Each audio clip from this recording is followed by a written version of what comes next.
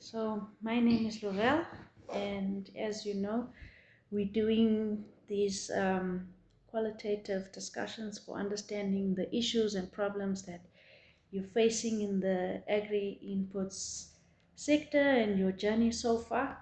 Um, as I've said, this meeting is being recorded prior your consent. That's correct. So if you can just maybe give me a brief introduction, your name, your age, what you do, how long you've been in the business for, just about yourself. Um, my name is Usher Mandisikwe, and I'm a self-taught agronomist with 10 years experience, obviously, of experimenting and trying to find ways of what works and what doesn't work. So obviously, the advantage of being a self-taught agronomist is that you're not reading from any book. You are creating the book yourself, because there's some things that you're being told that they won't do, but on the field they can do. Because as a farmer, you're not looking only at the science of it. Like you provide the science to say compound D does A, B, C, D. Yeah. But on the ground, you're looking at the economics. Is it viable for me to put high C, or I can do compound D and get the same results? And I'm also looking at the reality. Is it feasible for me to use potato super top when I can maybe purchase SOP and urea at a cheaper cost and do my own blend, but still get the same results? So that's been my background to say for the past 10 years, I've been experimenting with the different products, different houses, and just last month, I made the decision to move and relocate and stay at the farm permanently. Okay. Yeah.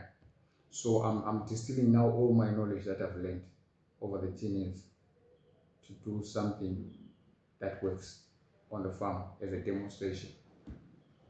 Okay. Yeah. And in terms of the crops that you do, is it a versatile type of crops, or you focus on one specific? I'm focusing on value-added crops. In fact, crops that I can add value to. That is broccoli, cauliflower, peas, beans, and carrots. Why these crops is I've realized when I started farming in 2015, there are not so many farmers. So you could literally grow anything and make money. But I think with the introduction of cheap Chinese agriculture inputs, because when we started, we used to buy trip lines from South Africa. Those used 6,000 meters from the orchards. Yes. When they discard them. Yeah. Imagine you used to go to SA to get those. But when the Chinese came, one row when they started was 150, but now it's almost $75 for 2,000 meters. So it means the barriers of entry into agriculture have been lowered now.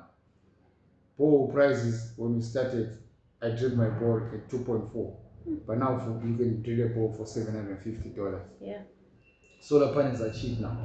So it means everyone now can access farming without any hassles. So crop selection is now a problem. If you go to the market, there stuff is being thrown away. So what do we do now? We need to develop a niche market that you can manage your losses. So this crop selection that I gave you is to make sure that if one does not sell, I can create a different product, right? So out of broccoli, cauliflower, I can make broccoli and cauliflower.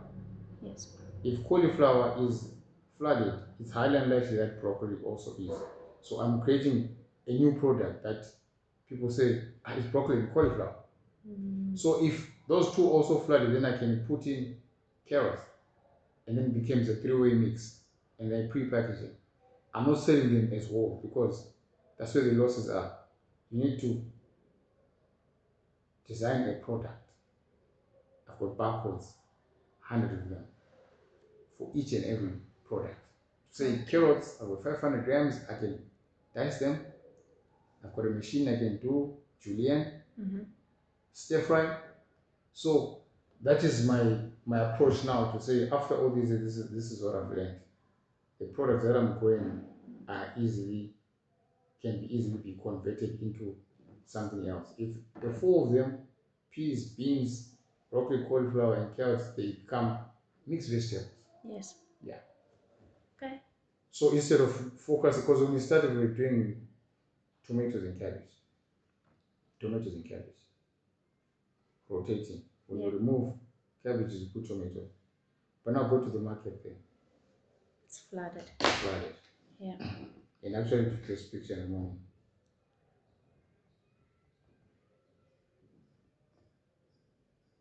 And when that's the case, most probably price. You see? Sure. This came off someone else's field. How do you explain that? Yeah. They did their costing, they grew, they bought fertilizer, and that. Now it's in the seeds. It's thrown out. So you're growing with the market in mind at first before you just decide I'm just going to grow anything. I'm starting at the market. Start with the market. I go at Queen's Way. What is your capacity? They tell you can push 50 packs per day. So 50 packs is how many grams? Times 500 grams. Yeah. Right? That's 25 kgs. So for me to get 25 kgs from these four, because in each pack I'm doing broccoli, I'm doing 75 grams. Mm-hmm.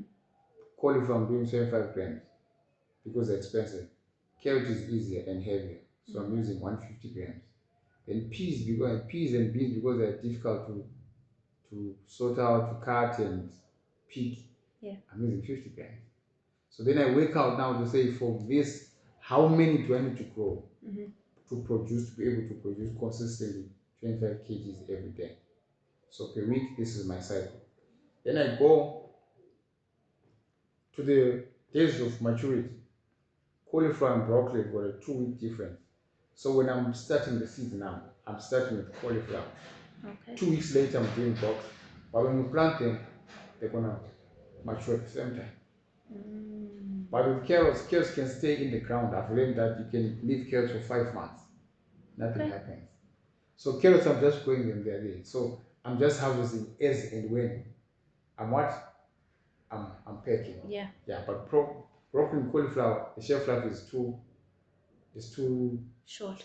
Yeah. So you just need to do succession planting now. So if I get my figures to say greens, there are 4 branches, this is what the consumption, I've got 80-20 market, and then I've got informal market.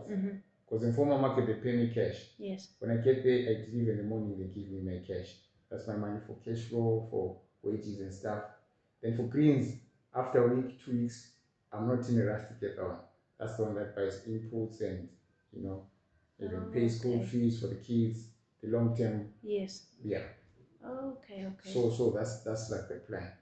Okay. Yeah. So you sell to market, then the money which you use comes back in to buy your inputs and etc. Yes. Do you get any other form of credit or accounts or financial facilities to get to buy your inputs? How do you mainly buy your inputs? Inputs are cash. All cash. Okay. So you see, that's why sometimes you don't see us there. Yeah. You get into a bad season. Like right now, it's been raining incessantly. The weeds are like this. Yes. I can't manage. I've been trying to glyphosate, but it's taking too long. The moment you want to spray, it's raining. So that delay now, it means it breaks your cycle. And when that cycle is broken now, you're accumulating debt. Schools just open 2 days back. So that money that you're waiting for now goes to school fees. Yes. And then now you have to start at zero. So there are really no credit facilities. I don't know what the issue is now. Especially, I think maybe it's on your side. It's collateral. You need guarantees to say if you give a farmer on credit, how are you going to get your money back? That's the issue. It. Yeah, especially when there's, say, a bad season or a failed crop, and especially on farmers who rely on the income coming from that crop. Yeah. Then how is he going to pay? So what, you need insurance. Have you ever taken out any insurance? Yeah, we've tried it before with tomatoes, but it was a promo thing. Okay. But I'm sure it's something that really, like I'm saying, now I'm staying on the farm 24/7. It's something that I'm considering because we had a hailstorm last month. Yes. It wiped up everything. So if you've got insurance, you're covered, and then it means that cycle's not broken. So you can always keep coming in, Yeah. And then now also using that experience, you're able to minimize losses because you know what to grow, how to grow, and you are using the most efficient methods to grow the crop. So you know at the end of the day you've got even the varieties, because over the years you've been trying different varieties. Yes. For me to get to this peg, the 90s carrot, that's the one that's deep orange. So when it's in a peg, it's very attractive. Yes. But if you do Kuroda or Cape Market, it's down. It's not attractive. Yes. Cauliflower, you've got Pearl, right? You've got Twister from Zakati. Yes. You've got Nairobi. They've got a white color. So but you do Space Star, you do 2204, it's cream. So it's things that you learn over time. Yes. So I'm saying once maybe we get the insurance right, the quality right, then maybe we can be in a position to say open the credit lines. Yeah. Yeah. Okay. And in terms of your inputs, how do you get to your decision to say, okay, this is what I'm gonna get for this crop? How do you decide what inputs you'll be purchasing? I'll keep referring to this. I'm using experience now to say we did our soil analysis back then, but now on the new on the new farm, I think maybe we need to, because every 3 years we're doing soil analysis. So first we starting with the problem, not the product. Right. Then when we identify the problem, then we're looking at the crop now. And over time we've developed SOPs, which I think also you guys should be in a position to do. You've got them, but I feel they're not well marketed, right? Because if you see the questions that are coming in the group, Charumbira is there, he's answering them, but it's too formal, right? If you look at the other groups that were in, Farmer's Choice, Spinard, right?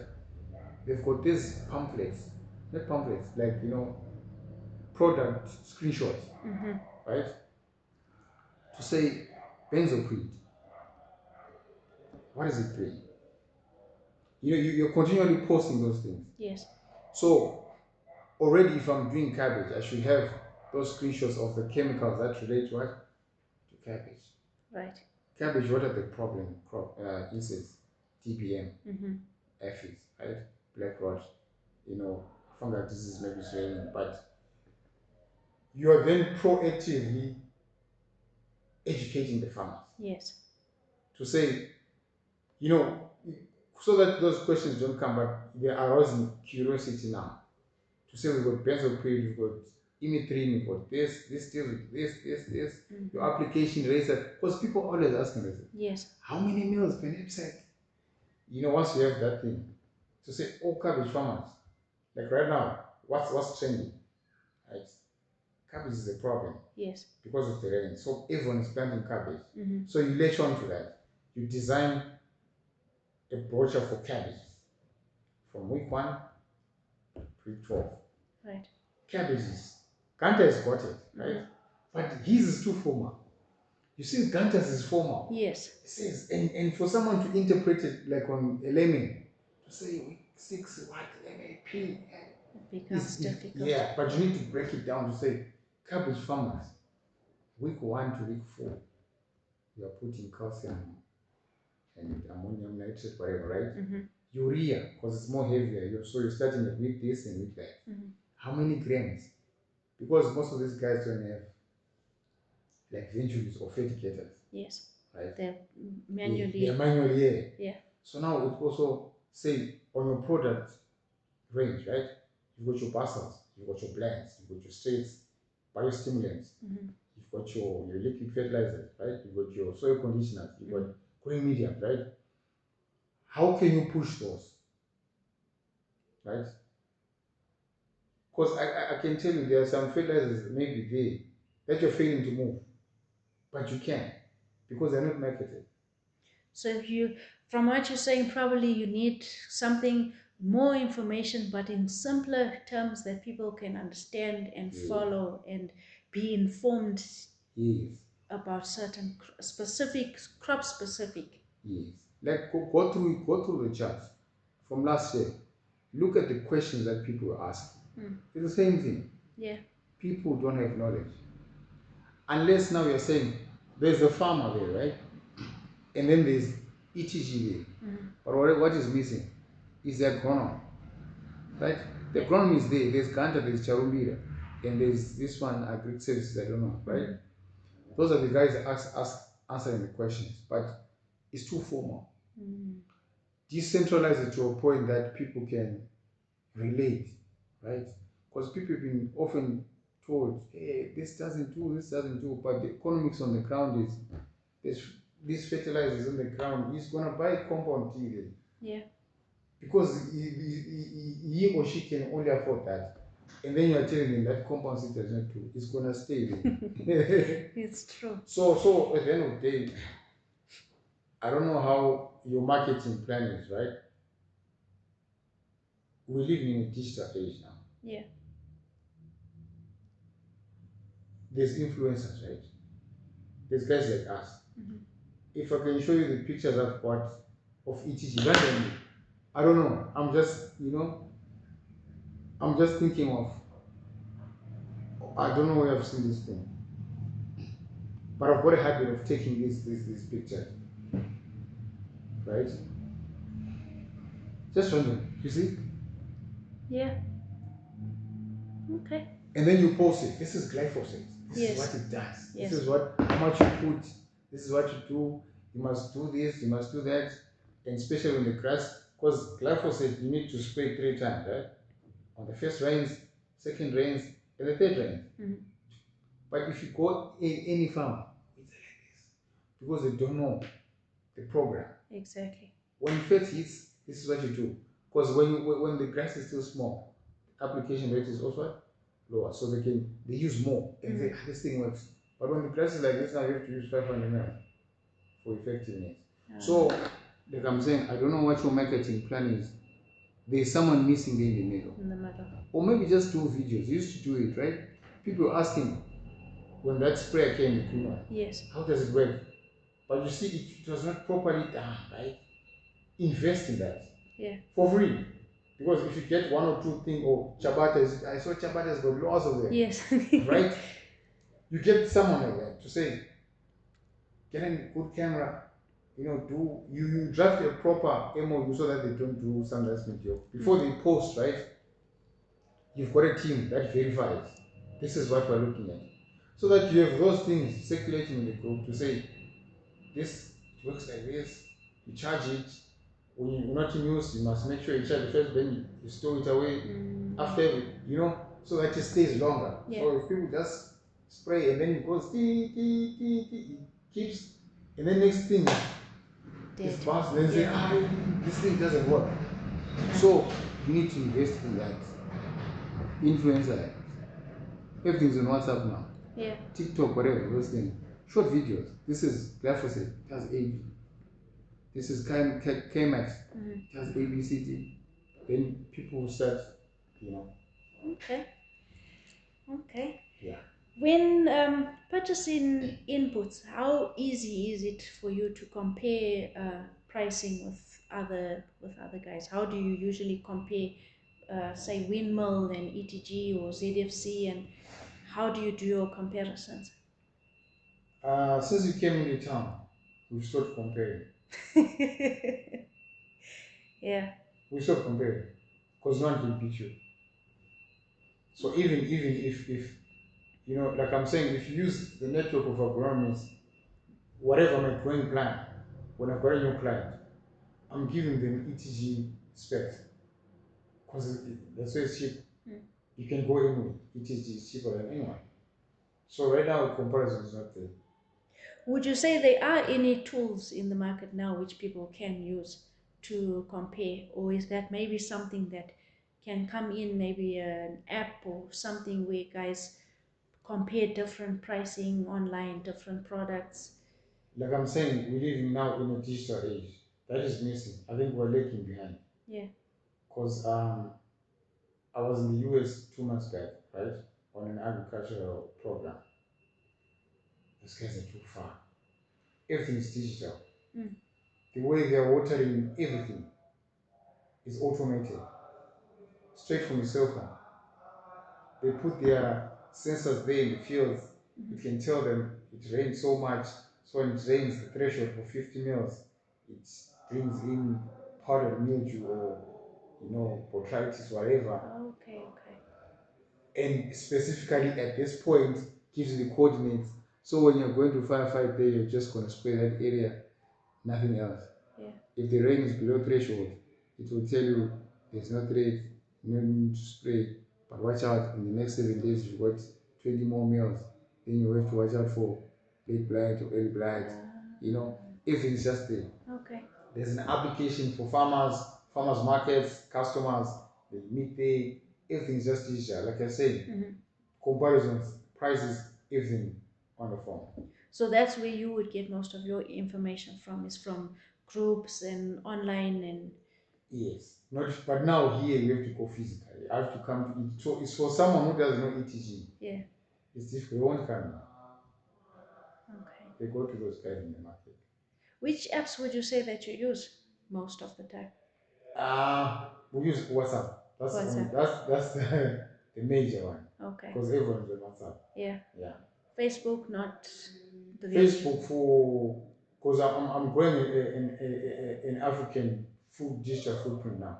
Okay. So I'm mostly posting on Facebook, but Facebook is more. It's not local because my audience there is not local. It's not your farmer anymore. Yeah. For you to reach a farmer in Misuza or Matopo, you just have to use WhatsApp. Yeah. But like you're saying, I'm sure there's space to use to create an app. Now, if you create an app, the good thing in creating an app is creating an ecosystem where you're capturing everyone. And everyone, if everyone is in your ecosystem, they're now feeding off you. Right now, everyone is random. It's people have to rely on word of mouth. Yes. And you saw in the group, there's only 324 members, right? That's it. I'm telling you, it's a fraction of the people that need your services. But imagine if you've got an application that can be downloaded on App Store. It means you're just sending the link, and then the next person shares it, and then at the end of the day, the application is there, the products are there, how the guidelines, how to use tomatoes, cabbages, And everyone's in everyone one is zone. one zone.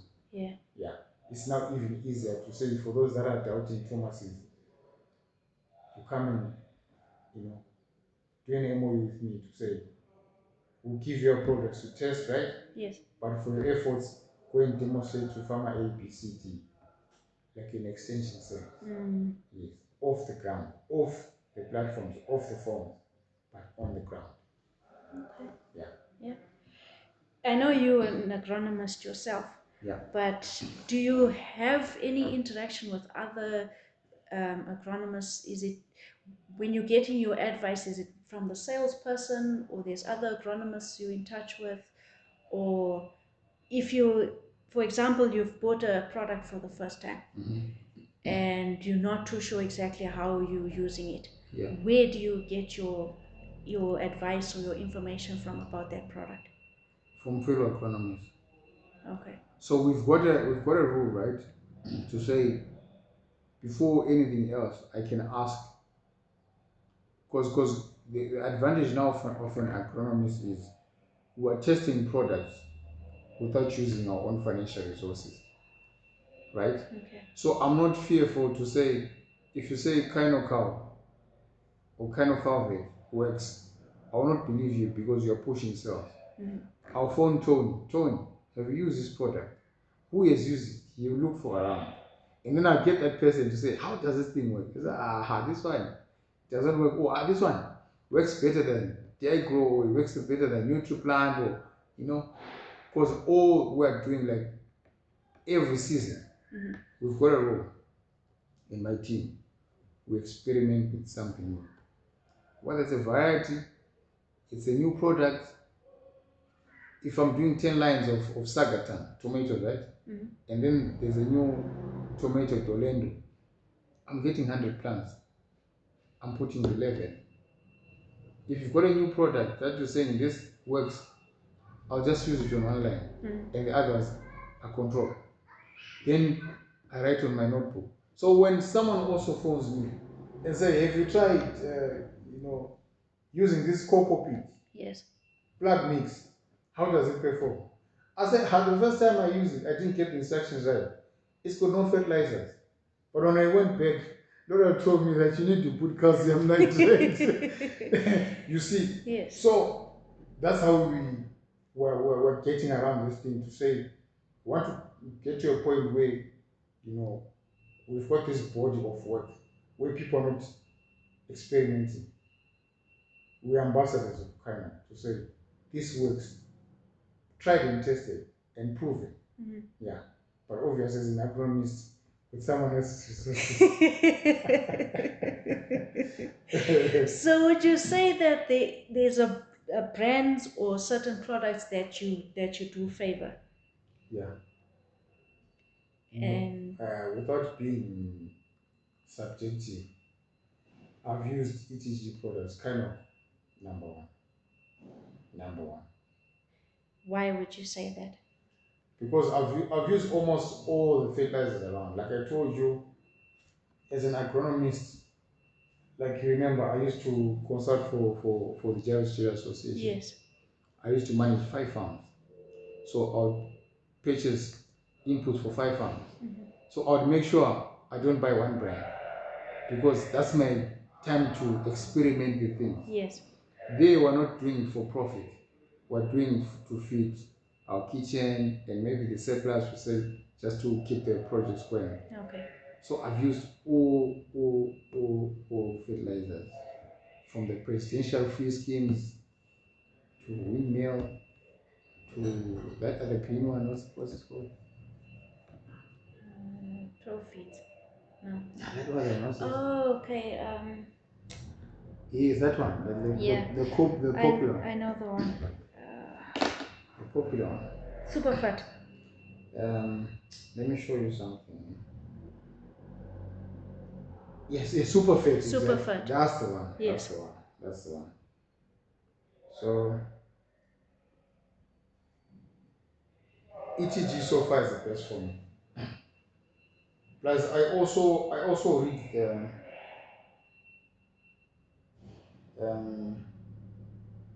the composition. Okay. Yeah, I'm very particular on the composition.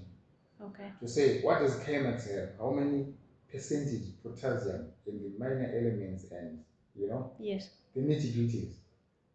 So that's why I can be able to say K-Max works better than Dago. But there used to be a product that used to beat everyone on the foliar space. Dago. Yeah, I've heard of it, yeah. But I think that company, when they changed hands, they diluted it.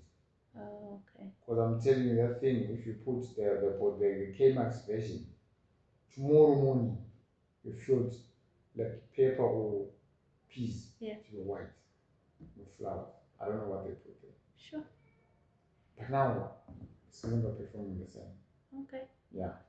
So I'll say kind of, without being subjective, of course.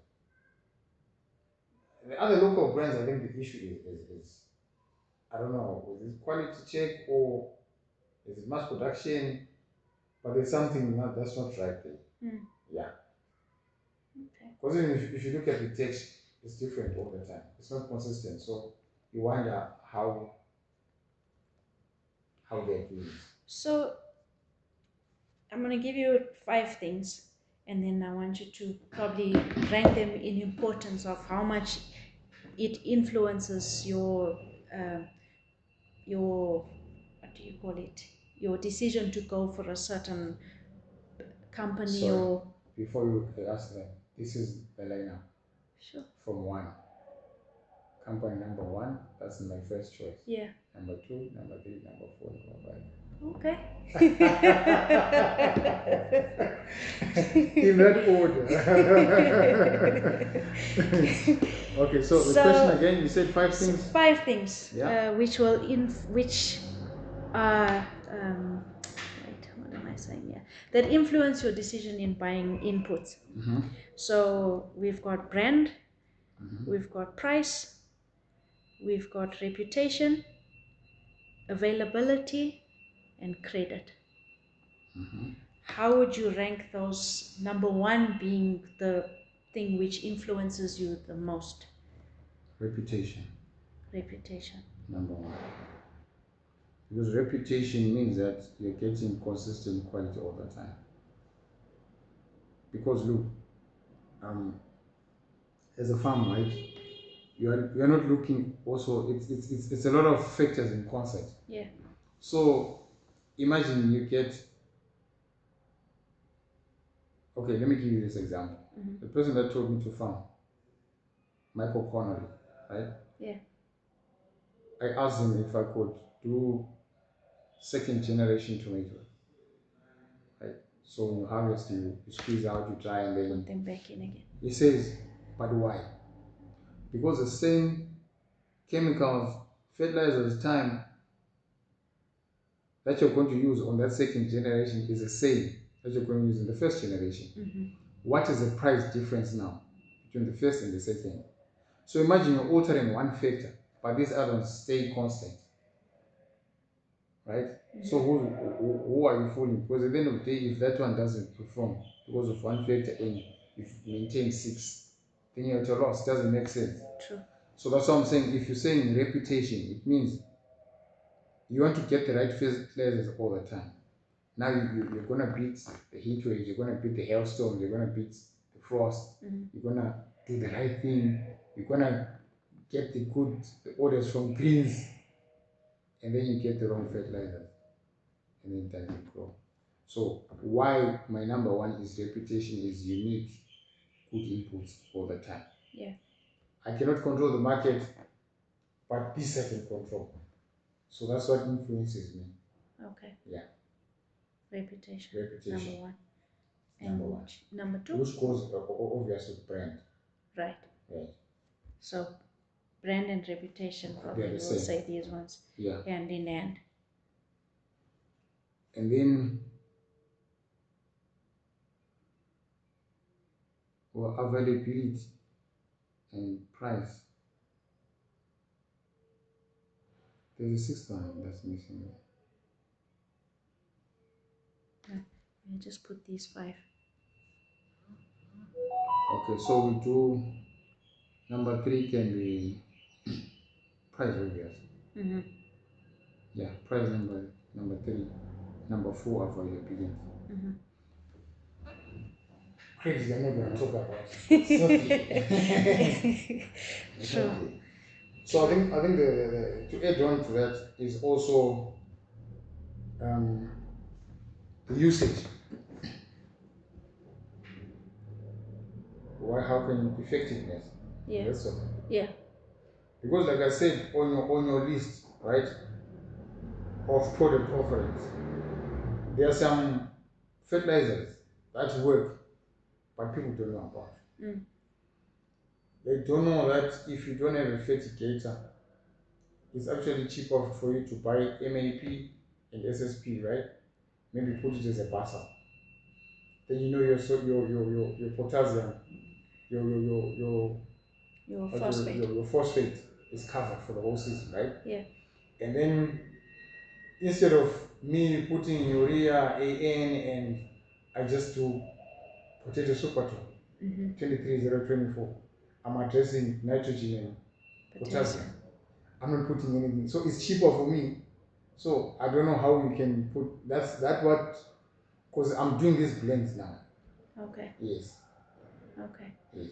So maybe we'll say like having a strong range, maybe. Yes, a strong rate, exactly. Yeah. That people can play around with. Because someone can think maybe if you say it's potato super top, they think it only works on potato. 100%. Yes. Yeah. But you can do it on cabbages, you can do it on, it is actually cheaper if you compare it to say, and more effective. Because now people want to start chopping potassium with 35, a day 35, 42. But already if you introduce that potassium from the start, Yeah. it means the heads are forming to the big frame. So that again would also come back to product knowledge and information that people are not knowledgeable. They're not. So this is where they struggle when there's a certain product or they. How do you use it? How do you use it? You've got this brochure, right? But I'm saying simplify them to the layman. You saw those pictures at the market day. Those are the people that you're dealing with. Yeah. They don't want to see that e-book that you can. Then it says kind of how it is, what fulvic acid and what. No. It needs to be practical. To say this is kind of fulvic. Yeah. It increases A, B, C, D. Mm-hmm. You could do short videos. This farmer has done it. Not for hype, for real testimonies. Mm-hmm. You say, it really works. Not those videos that are pre-arranged to say, So, okay. And then in terms of logistics, how do you manage your logistics for your input buying? Logistics are not a problem. Because obviously you're buying once, right? So if it's a big consignment, you can obviously hire a truck. Okay. And then just do a once off for the whole season, and then so logistics is not an issue. So most of it is always probably a higher. Yeah, it's a hired. Yeah. Hired transport. Plus, you're also accessible here, so it's not like, Okay. There's no your offloading bay. There's no TTI. Parking is good, so yeah. Yeah. Because if you try to buy in town there, like Martha and then sits in there, it's a struggle. There's no parking right in front of you. There's no parking. Yeah. So it means now you have to go there and then get charged $1, and sometimes you stay. It's a hassle. Yeah. How far would you say you're willing to travel for inputs? Say, for example, you come here, is no stock. What then? Now there are quite a number of shops that have opened in town that are selling the same stuff. The reason why we come this far is because of what I've told: reputation, brand, price, service, effectiveness of the fertilizer, right? To a point that there's a product that you guys make that's in Zambia, that's not here. We've had some guys buy it from Zambia. I think it's neem based something, neem oil. I've heard of it, yes. Yes. Yeah. It's there in Zambia. Yes. That is the wonder product going forward. I tried it last season. Truth was 0. Okay. Because what I realized, you remember that time when I bought ivermectin? I wanted to mix it with ivermectin.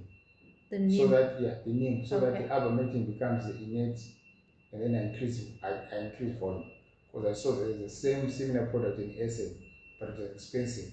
So it was actually cheaper for me to mix the neem and the ivermectin. Okay. Yeah. So that's how far we can go if the product is there, it's good. Yeah. Yeah.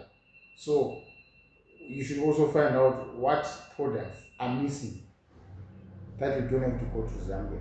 ETG Zambia. Then you go to via Victoria Falls to here when you've got ETG here. Yeah.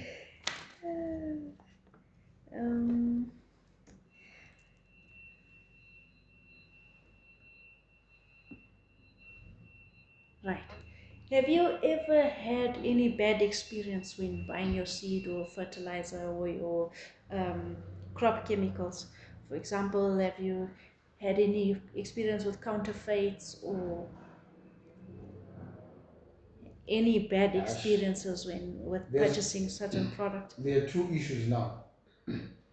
there's issue of counterfeits, right? The problem with counterfeits now is they're hard to detect. But fortunately, we haven't seen yours circulating. But we've seen for some chemical houses posting groups to say this is fake, this is, but it's the same thing. So for me, how do I know? Because the bottles are the same, the sticker looks professional, and so counterfeits are difficult to detect. So you should always be on the lookout to see if there are now ETG chemicals that are being sold that are not coming from here. Because we've got in town there, proper, yeah. But it's made somewhere from the company.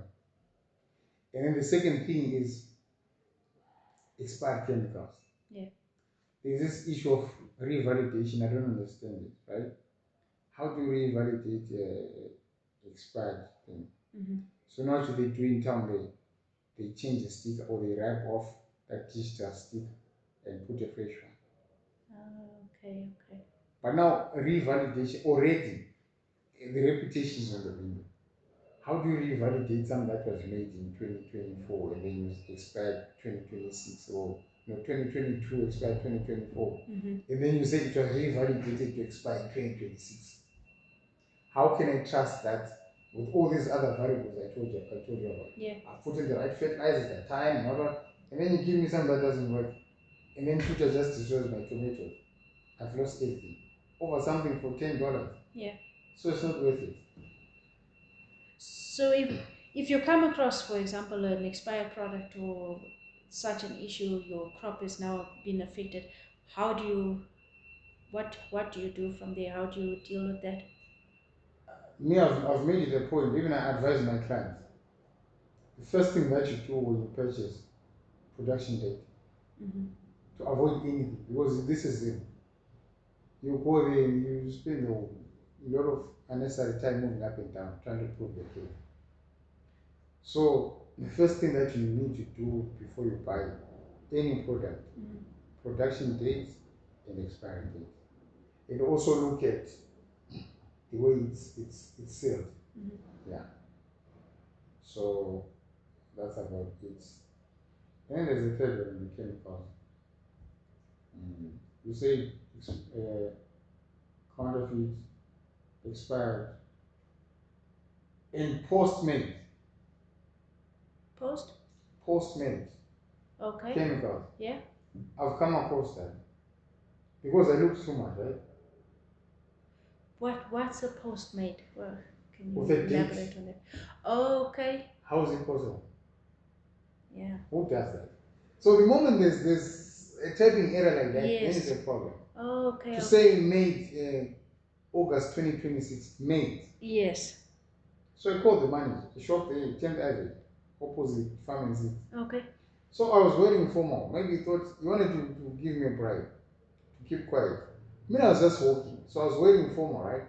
So this guy thinks maybe I'm up from, I don't know, maybe it's a tip off or something. Yeah. I said, look, guys, and they called me to the office, right, to say, I was like, no, I'm on a promise. I'm just not wearing my Yes. my field clothes. I'm just wearing formal. I'm from a meeting. Yeah. But how is this date a future date?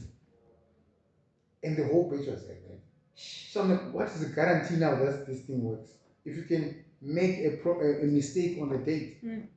So those are the things that we come across to say reputation is key. It is the cornerstone of power. You must guard it jealous.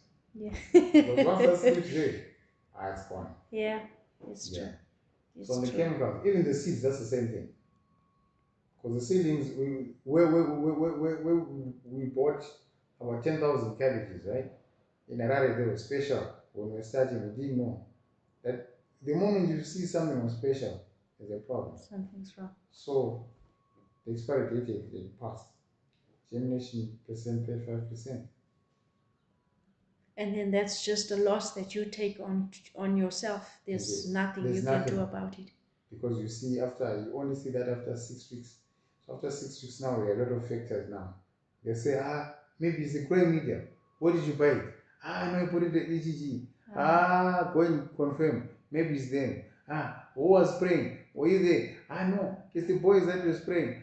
Maybe they did not spray while you were there. That's why these things are not growing. You see. So now there's a lot of other factors that will be pinned on you. For you to isolate that one thing to say this is the problem, it's difficult. It is difficult. Okay. What would you say are the main challenges which you're facing as a farmer? High input costs, number one.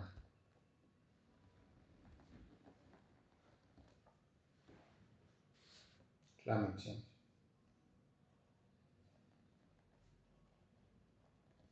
Disease pressure. Do you think that's probably linked to the climate change? Yeah. Okay.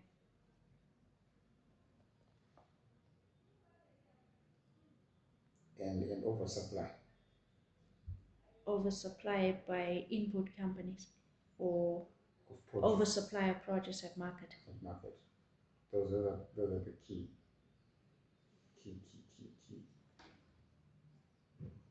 Because now, remember, like I said when we started, we could do tomatoes, even cabbages. Cabbages, for example, we could do one season maybe at 8 cents for one season. To grow one season. If you buy cost of production is 13 cents. But now, I don't know, there are a lot of factors. There's some varieties like Fabiola. 50% stays on the farm after harvest. It's either this Brassica standard disease. Yes. They cannot explain what it is, but other varieties are faring better now. So we have to move from these varieties to the other varieties. So we're actually using more inputs now than we used to do then. Because of that, maybe it's same varieties being recycled, they develop problems, pest pressure, climate change. Last year there's a drought, this year there's too much rain. So now it means we have to use more fungicides now. Yeah. And then how do you feel about ordering inputs online as compared to visiting a shop? I prefer the human interaction. I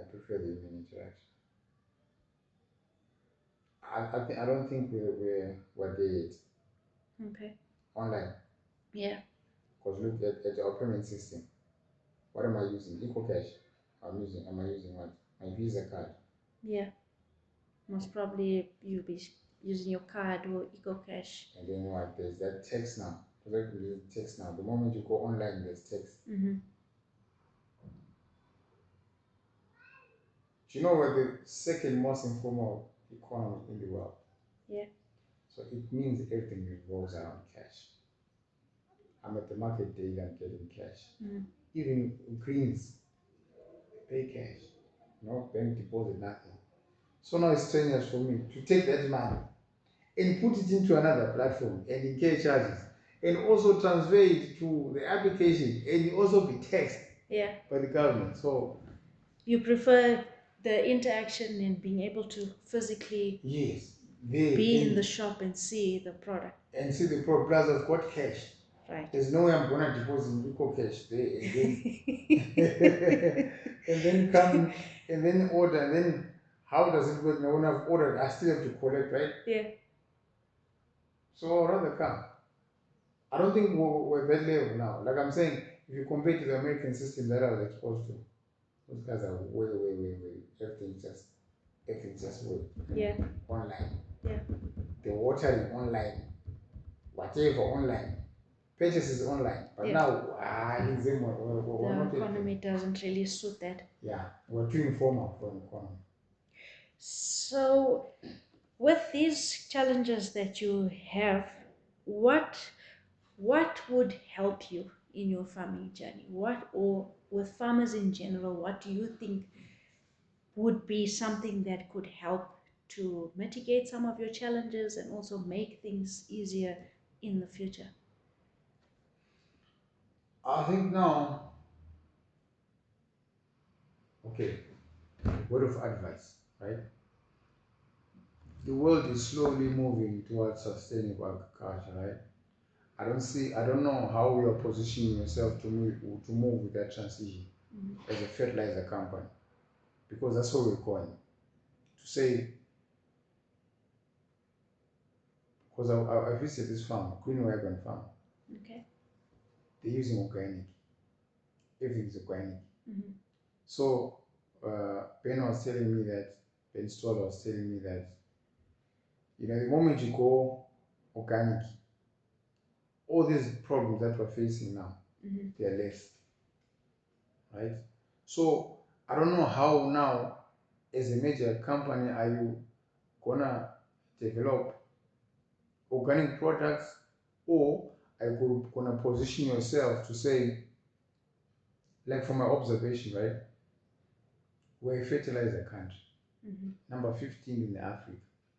There's no way we can do our farming without fertilizer, but we can lessen our footprint by adopting a mix of sustainable use of fertilizers and at the same time adopting these sustainable organic practices that can work hand in hand with fertilizer use. Yeah. Yeah. Because it's unavoidable, right? Not to use fertilizers, but I'm saying as we transition now to regenerative agriculture, agroecology, high input costs. If you're using organic costs, Yeah. it's crop manure, it's A, B, C, D. It's things that are locally available there. So there's no need to use. I did an experiment with like a neem oil, right? Use neem oil, you crush garlic, ginger, and that mix. It works wonders without you spraying maybe 4 or 5 chemicals. Because what neem oil does, it smells a lot, even in your hands. So you need to use gloves. Yeah. Because it stays on. So once you spray it on the plant, on the tomato, it masks the scent of the tomato. So pests don't know what it is. So nothing goes there because it's confused now. Say, no, but this thing smells sad. Because it can't see, this is a tomato, but why does it smell like ginger and garlic? Yes. So sustainably, that's what we're going.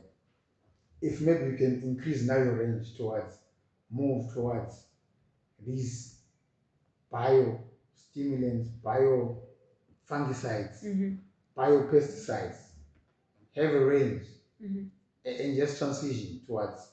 I think that will also obviously, deal with the issue of high input costs and also the effects of climate change. Because if you're talking pest pressure and all, then the natural ones, they deal with those insects easy. But if I'm using chemicals now, what class what now? Class 28. Yeah, there's a lot. That's one. Class 28, right? Yeah. Chlorphenipa. But I'm telling you, in 2 years' time, those things will be resistant to chlorphenipa. True. We'll move to the next. So we keep going and going and going. But with these bio chemicals, natural, the emanating, you use all these parenteral based natural, we can mitigate most of these things. So I don't know as a company how you're positioning yourself into the future. Yeah. Where we're going. Yeah, that's a good point. Okay. Is there anything we haven't covered? If there were credit facilities on offer, what would you be an uptaker of such facilities, and if so, what would suit your model? I will be first in line. I will be first in line because I'm already working on a model, right? to say, to address that issue, the insurance issue that you spoke about. Yes. To say, how do we cover ourselves? You include the third party there. There's ETG, there's a farmer, and then you approach a bank there. And obviously the fourth is an off-taker, right? To say, not to overly expose yourself. Yeah. The farmer has an agreement with the bank. So the bank pays you. The farmer brings a quotation, right? Yeah. Verified obviously by agronomists to say this is what this works. For you to produce 1,000 tomatoes, this is your break-even point. These are your gross margins. These are your input costs. If you sell 1 kg at 25 cents from 1,000 plants of 9009, which gives you 8 kgs per plant, all things being equal, you get $400. Yeah. So these figures appeal to the bank to say this is a workable what? Bankable project. Yes. But this bankable project has to be seconded by what? The off-taker. Greens, pick and pay. Are you able to take this from this guy? The signing contract, right? So in the signing contract now, they've got the off-taker and the facility.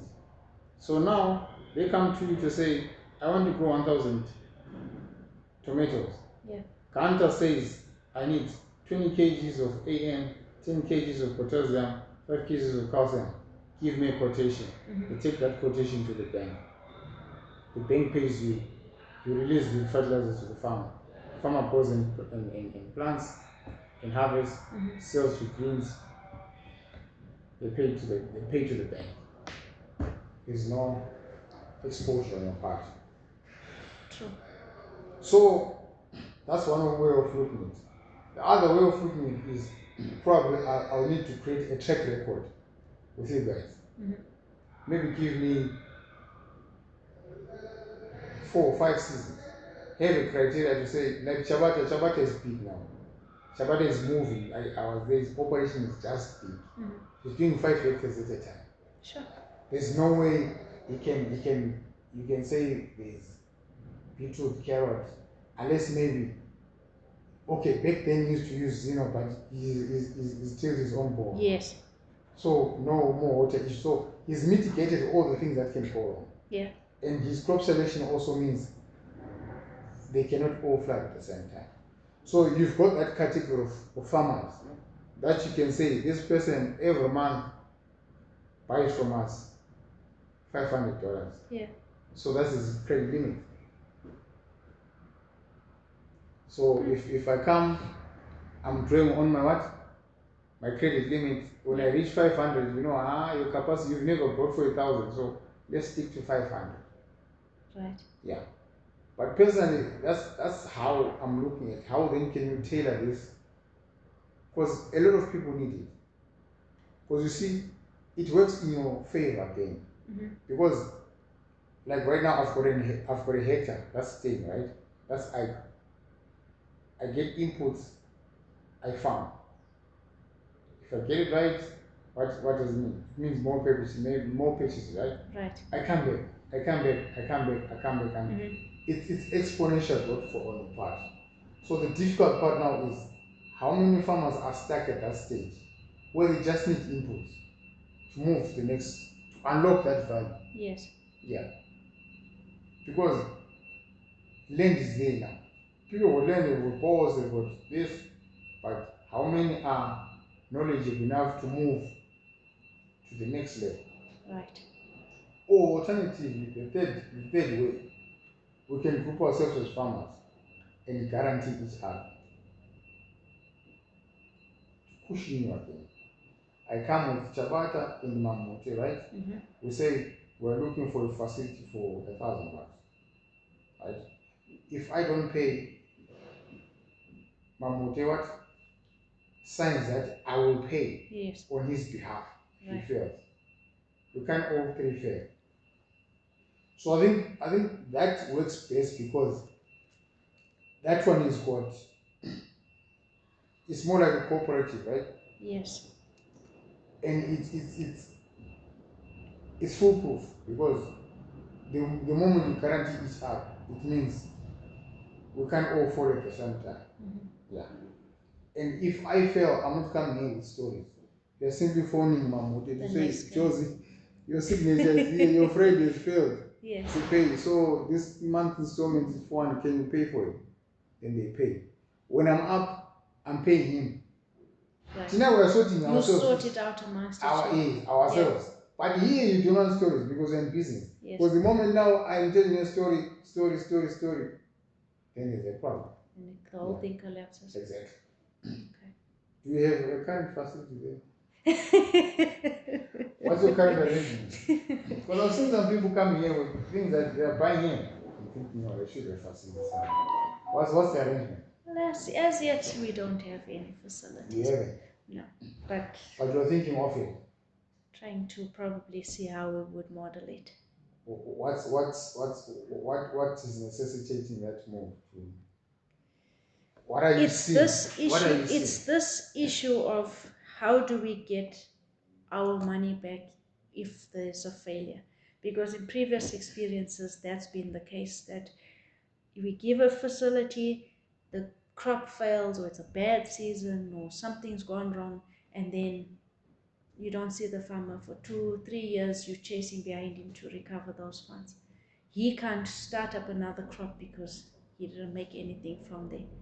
So that has always been the barrier. Okay. But you think we should work on something? I'm sure going forward. Open your proposal. Yeah, I'm sure going forward there'll be. We can craft a proposal. You know, there's this Michigan Farming Bureau, right? Mm-hmm. You know, they are running a 14 billion economy. Agree? Sure. I'm telling you. And it's just a state. It's not a country. it's a group of farmers. Yeah. But it's a credit scheme. I'm sure maybe because me, I wasn't attached there, but there's a South African lady who was there. If she can share the model, how they do it. They do it like that. To say, you need to cushion yourself, right? Yeah. But then, how then do you transfer that risk away from you? But at the same time, pushing you. Because you want to push product, right? Yes. You've got a lot of product there that you need to push out. Yeah. But at no risk. Mm-hmm. So how then do you push that risk to me? And I think now, the more the merrier, because if maybe we are four, we spread the risk among ourselves, even the installment becomes little. But what we can do on the ground is more. So once we all are successful during that season, when we come back now, I can be able to open, because me I've got 7.5 hectares, right? Yeah. I'm failing to use one. So imagine now I've created another hectare. I do good, I'm opening another hectare. Mm-hmm. I'm coming now for more inputs. And I always use that example of Shabbat. He's so liquid now that he's got a buffer for 3-4 months. So even if things go wrong, yeah, he's got 3 months to start off and fail and start off and fail and start off. So that is what we're chasing now. That buffer. Yeah. To say, if you give me that stuff and I create a buffer, even if things go wrong, I won't come to you to store it. Because I've got enough inputs now to start over 3 times. That's it. Yeah. Yeah. I can just do okra. Okra is 39 days. And bounce back. And bounce back and give you, yeah. Yes. So, if you're open to that, we can make something, a working model. We see how it works, how we transfer the risk, what are the legal implications. Maybe you send it to a legal team, what's the collateral in the case that all fails, systems fail. Yes. What's the emergency button? Then we're good to go. Because I think there's so much potential out there. It's the true. Money is there. Yeah. Yeah. And with a good rainy season like this, the water tables are up. Mm-hmm. Everyone will be planting. From once the rain stops in February, March, everyone will be planting. But they don't have inputs. They give for the inputs. Yeah. Well, thank you, Ash. That was very interesting. and Thank you. some good points there to take down. I don't know if there's anything in closing, maybe anything else. No, I just want to to thank you guys, for listening to our cries. Yeah. And that the Pulau market is small. So the moment you are also type of business, it's a problem for us small scale farmers. But I'm happy that you opened, to all of us to come here. Now we have a choice. If I want to go to Pulau Center, I can go.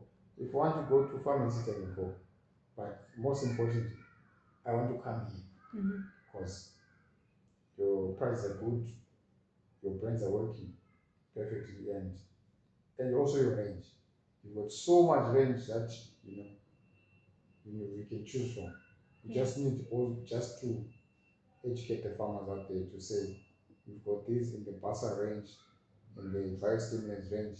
This does what, this does what, this does what. Otherwise, we're happy with the service so far. Thank you very much. You're welcome. Thank you.